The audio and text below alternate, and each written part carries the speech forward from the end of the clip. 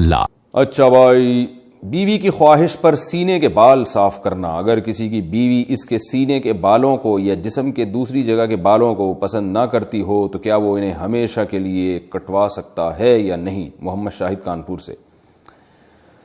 مرد جو ہے نا، سینے کے بال یا کہیں اور جسم میں جو ٹانگوں واگوں کے بال ہوتے ہیں، یہ تو مردوں کے ہوتے ہی ہیں، اور ہم نے کبھی نہیں دیکھا صدیوں تک مردوں نے ان کو کاٹنے کی کوشش کی، اور کبھی بھی نہیں۔ اب مردوں میں رواج چل پڑا ان بالوں کو کاٹنے کا، تو اس کی زیادہ تر وجوہات تو ہوتی ہیں جو جن میں نسوانیت ہوتی ہے نا، وہ یہ بالوں کو کاٹتے ہیں، ورنہ مرد تو نہیں کاٹتے یہ بال، تو ہمیشہ سے رکھتے ہی آئے ہیں۔ جو اللہ نے قدرتی طور پہ مردوں کو سینے پہ بال دیے ہیں یا ٹانگوں پہ بال دیے ہیں، تو وہ خواتین کی طرح وہ بھی شروع ہو گئے ہیں آج کل بالوں کو صاف کرنا، تو پتہ نہیں کیا مقصد ہے ان کا۔ بعض مرد یہ کہتے ہیں کہ ہمارے سینے کے بال اتنے زیادہ بڑے ہو جاتے ہیں کہ اس میں پسینہ جم جاتا ہے، بدبو آتی ہے، تو بھائی روز نہا لیا کرو۔ لیکن بہرحال ان بالوں کے کاٹنے یا نہ کاٹنے کے بارے میں ہمارے پاس شریعت میں کوئی واضح حدیث یا قرآن کی آیت موجود نہیں ہے۔ اتنی بات ہے کہ تغییر خلق اللہ، اللہ کی تخلیق کو بگاڑنا یہ حرام ہے۔ تو کوئی مرد اگر نسوانیت کے لیے، عورت بننے کے لیے، کہ میں لیڈیز تھوڑا ذرا سا ایسا چمکتا ہوا نظر آؤں،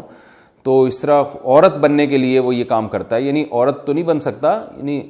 عورتوں کی تو نیت یہ ہوتی ہے نا کہ جو ہے وہ خوبصورت بننا، تو مرد اگر یہ کام خوبصورتی کے لیے کر رہا ہے کہ میں دیکھنے میں عورت جیسا نظر آؤں، خوبصورتی سے مراد نسوانیت والی خوبصورتی، تو پھر تو یہ بالکل حرام ہے۔ لیکن اگر اس کی کوئی اور مسلط ہے، جیسے باڈی بلڈر وہ اس لیے کرتے ہیں، ان کو مقابلے میں اپنے کٹس وٹس دکھانے ہوتے ہیں، ہمیں تو یہ کام بھی بڑا بیہودہ سا لگتا ہے، لیکن خیر، تو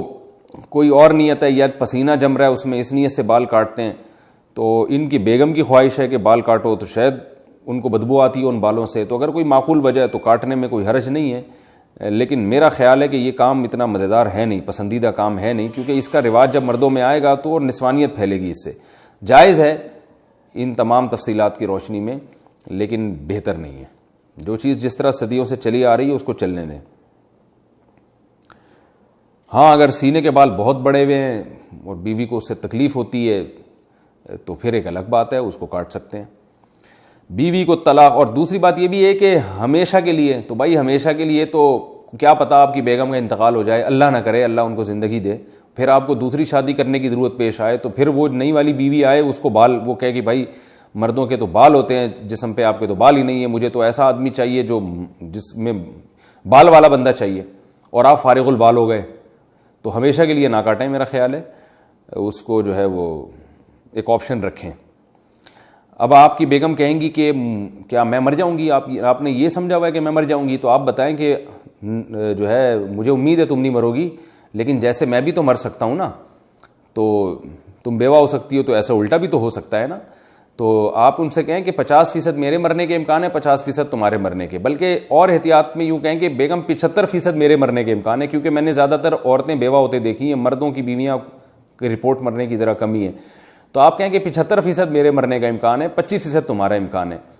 بلکہ یوں اور احتیاط کر لیں کہ 75% میرے مرنے کا امکان ہے، 24% تمہارے مرنے کا امکان ہے، اور 1% ہم دونوں کے اکٹھے مرنے کا امکان ہے، کہ 1% اس بات کا امکان ہے کہ اکٹھے ہی مر جائیں۔ تو اب وہ اس 24% کی وجہ سے میں احتیاط کر رہا ہوں کہ بھائی ہمیشہ کے لیے نہ نکالوں۔